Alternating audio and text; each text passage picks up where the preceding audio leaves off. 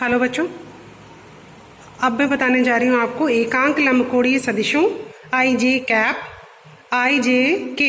का सदिश गुणन। ठीक है, तो देखिए बच्चों, अभी मैंने जो बताया था इससे पहले वाला वीडियो वो डॉट प्रोडक्ट का था, यानी कि लंबकोणीय एकांक सदिशों का जो है अदिश गुणन था।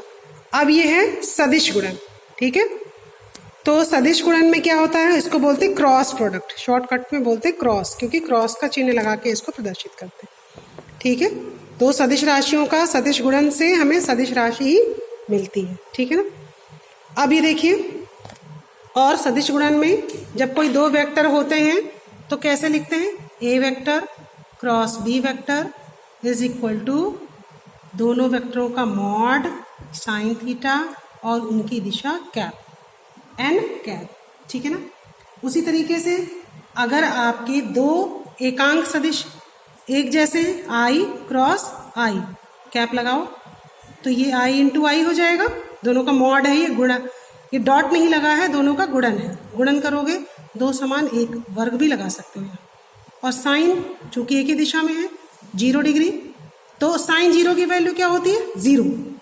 ठीक है ना, साइन 0 डिग्री होता है 0, जबकि साइन 90 डिग्री होता है 1, जबकि कॉस 0 डिग्री होता है 1 और कॉस 90 डिग्री होता है 0।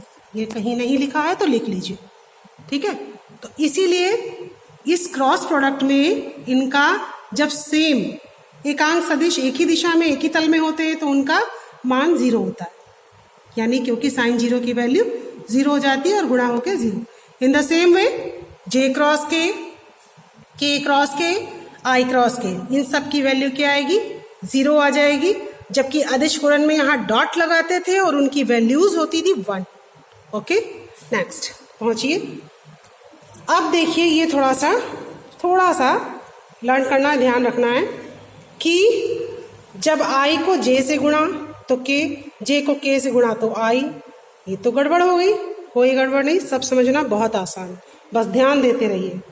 ये देखिए, आई जे के, एक्स अक्ष वाई अक्ष जेड अक्ष, आई के बाद जे आएगा, जे के बाद के आएगा, के बाद आई आएगा, आई के बाद जे के बाद के। इसको मैंने एक सर्किल फॉर्म में लिख लिया। ये घड़ी के चलने की विपरीत दिशा में बनाया गया है। ठीक है, ये घड़ी के चलने की विपरीत दिशा में चल रहे हैं आई जे के। हमको चलना है इन्हीं के अकॉर्डिंग, इन्हीं की तीरों की दिशाओं में चलना है। जब आई का क्रॉस जे से करते हो, प्रोडक्ट निकालते हो आई क्रॉस जे, तो वैल्यू आएगी के। ठीक, जब जे क्रॉस के करोगे तो वैल्यू आएगी आई, के क्रॉस आई करोगे तो ये आएगा जे।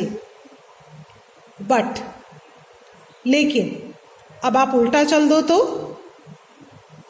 ये मतलब के क्रॉस आई कर दो तो दिशा तो पलट गई, परिमाण तो बदलेगा नहीं। 2 का गुणा 4 से करो, चाहे 4 का गुणा 2 से करो, आएगा हमेशा 8 ही। परिमाण नहीं बदलेगा, क्या बदलेगी, दिशा।